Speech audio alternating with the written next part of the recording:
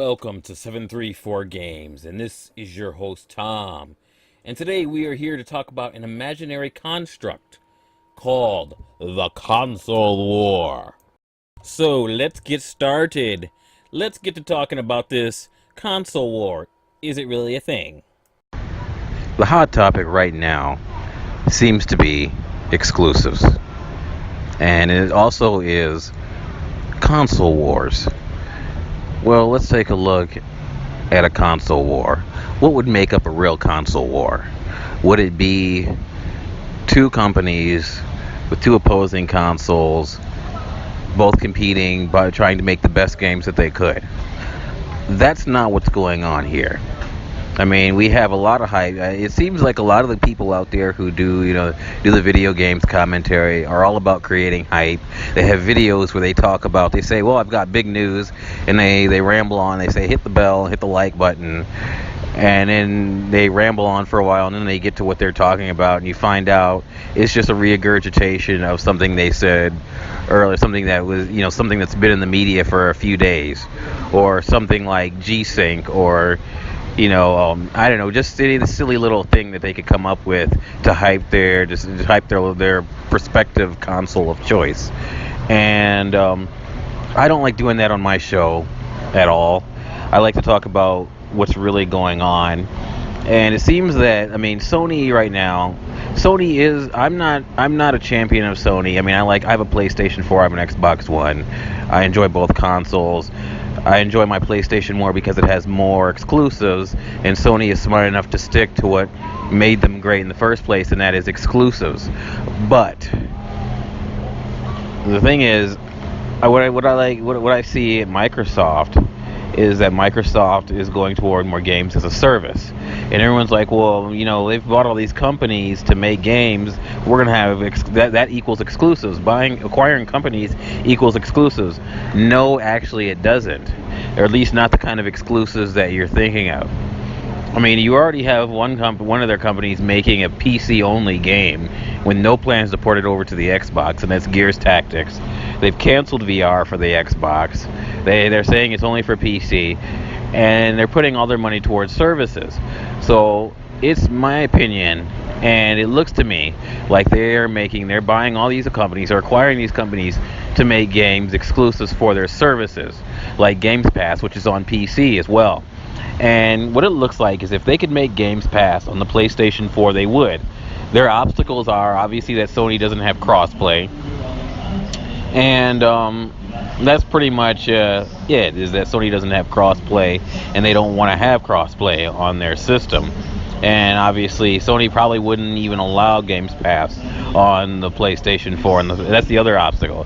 The Sony probably wouldn't even allow Games Pass. So it seems like, both companies are really beholden to their shareholders. Now, there are people in these companies who love games, but mostly these companies are beholden to their shareholders. But Microsoft seems to be jumping on the same bandwagon as other American companies like Activision and Electronic Arts. They're all jumping on the disposable games, the games as a service, the Battle Royale. Those are disposable games. It's like when Take-Two Interactive CEO comes out and says, we're not just going to try to copy Fortnite. He's basically saying is that this is the new fad, and everybody's jumping on it. And it seems like it started out with first they started out trying to put games that were just a multiplayer only. You had your Titanfall, and you had your Overwatch. Games with very little substance. The first Titanfall had very little substance. And Overwatch was basically a Team Fortress clone with some other old ideas thrown in. And that's what we got. And we're getting, all these people jumped on this bandwagon, and now we're getting a bunch of crap like this new Black Ops 4, and we're getting Battlefield. Although Battlefield, at least they didn't take out the single player campaign, but we're gonna get a lot of Battle Royale clones and a lot of garbage. And you're going to see Microsoft, even if they release another console, it's going to be based around services. It's not going to be based around having exclusive games to that console. I bet you the console will be mostly about streaming. They'll have single player games, obviously, but that's where this is going.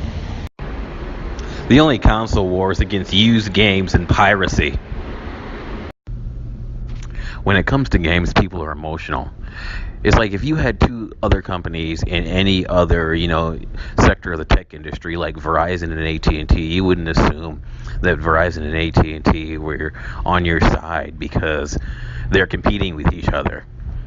None of these companies are on your side. They're there to make a profit. They're beholden to their shareholders first and foremost.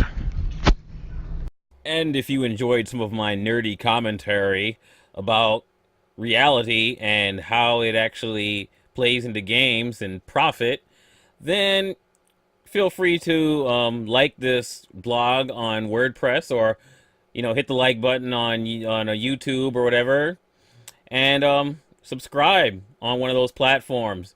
I just enjoy. I don't do this for money. I enjoy, talking about games. I enjoy playing games. Games are fun, and no matter what, I think you should have fun while you're playing games. Don't worry about what whose company is doing what, or whose company is better than the other. But you probably shouldn't want you. I wouldn't want you guys to get taken down the road. Microsoft is throwing a lot of corporate garbage at us, just like EA. The difference is that most people aren't buying EA's garbage. A lot of people are buying Microsoft's crap because they happen to have a platform that people love. But Microsoft is in it for the shareholders, just like everybody else, just like Sony. It's just that the way they go about things is a little different than Sony. And that's it for this episode of 734 Games. I hope you've enjoyed my commentary, and that's it. Goodbye.